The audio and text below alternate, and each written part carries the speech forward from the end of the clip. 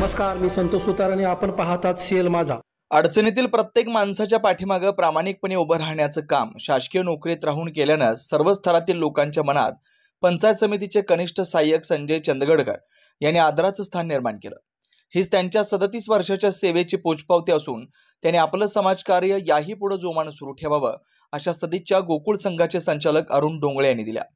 चंदगड पंचायत समितीच्या सभागृहात शुक्रवारी संजय चंदगडकर यांच्या सेवापूर्ती सोहळ्यात प्रमुख पाहुणे या नात्याने ते बोलत होते.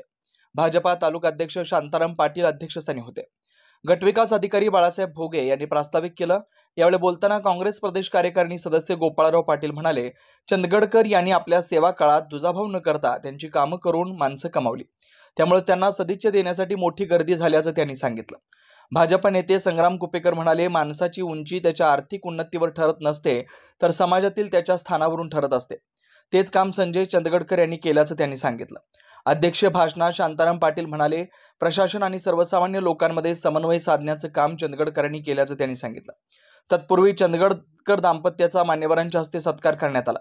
यावेळी माजी शिक्षण विस्तार अधिकारी एम टी कांबळे, माजी सभापती ज्योती पवार पाटील, माजी नगराध्यक्ष प्राची कानेकर, माजी जिल्हा परिषद सदस्य पुष्पा नेसरीकर यासह मान्यवरांनी चंदगडकर यांना शुभेच्छा दिल्या.